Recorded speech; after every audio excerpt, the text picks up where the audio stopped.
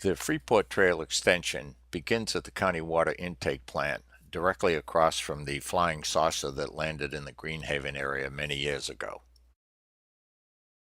The Freeport Trail Extension begins at the downriver end of the county water intake plant, which is at the terminus of the Sacramento River Parkway. The trail extension sets on top of the Sacramento River levee all the way through the town of Freeport. At this point, is it extremely wide because of the construction that was done for the county water intake plant. You will see that it continues on for probably about a quarter of a mile. At this point, there is both a trail on the top of the levee next to the single-track railroad and on the trail that runs alongside the river and the levee. You will note that on the top of the levee there is a concrete permanent improvement, but the bike trail clearly has enough room on the trail which is down by the riverbed. Few hundred feet downriver, the trail alongside the riverbed terminates, and the only access is the trail that continues along the railroad bed. The trail at this point is a bit squeezed because of the trees and the railroad tracks, but as will be seen later in this video, there may be a workaround on the other side of the railroad tracks. However, the trail does widen substantially as you go further down the river. At this point, the railroad track becomes double-tracked and does narrow the available space for a bike trail quite a bit at this point. It appears as though this access point at one time was actually a railroad track that joined with the track up on the top of the levee. If you follow this access point, you'll see that there are some old railroad ties that continue on all the way up to the actual railroad track on the top of the levee.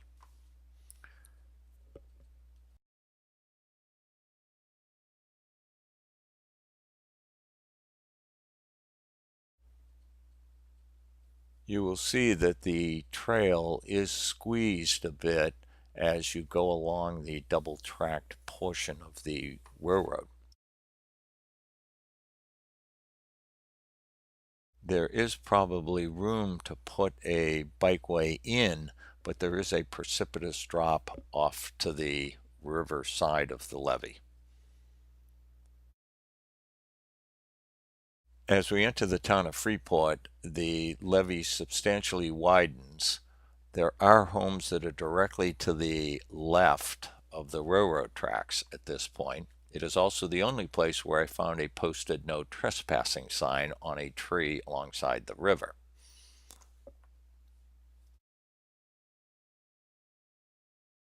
However, as mentioned, the levee substantially broadens at this point in time because the double tracking ends, and this trail continues on to the first marina that we encounter as we go down the Freeport Extension trail.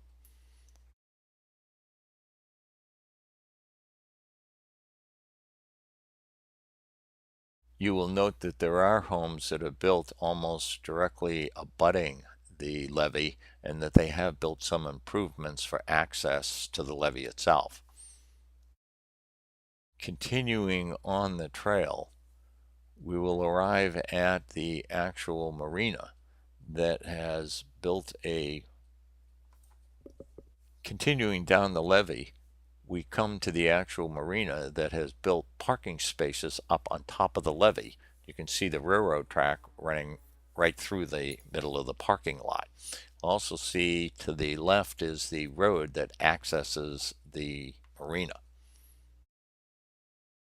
Immediately beyond the marina, the trail continues to be considerably wider than some of the earlier portions.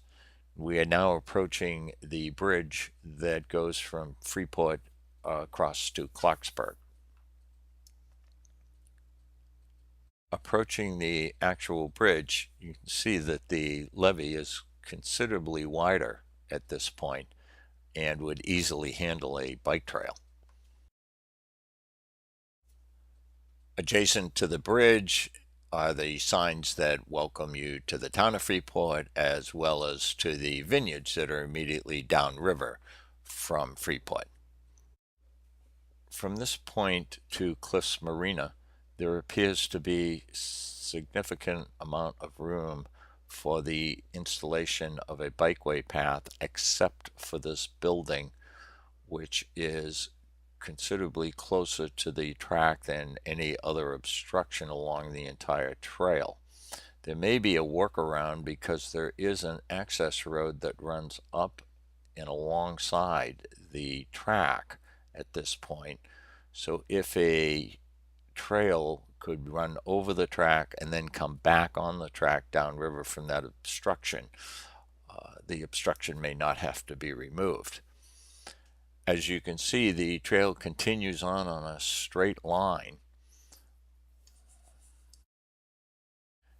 It is generally well shaded, and except for some trees that may have to be removed for the installation of the bikeway, there seems to be more than enough levee on the riverside in order to install a bikeway. As you can see, there is a considerable width between the track and the outside edge of the levee for the construction of a bikeway at this point.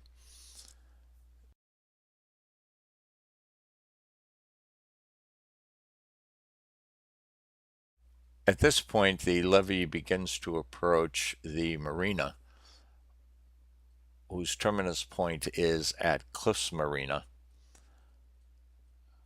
This marina has a paved parking lot that runs adjacent to the railroad tracks between the river and the railroad tracks. This is the terminus point of the extension. At this point, the railroad tracks stop. They actually at one time proceeded across 160. You can see the tracks pick up on the other side of that large container, which is owned by the Sacramento County Sanitation Department.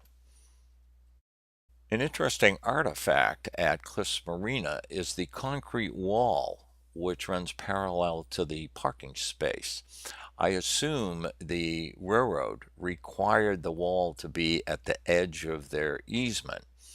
So that may give us an idea of how far away from the railroad track the bicycle path would have to be constructed. On a related note, this is the area near the beginning of the trail, which the trail seems to be squeezed up against the railroad tracks.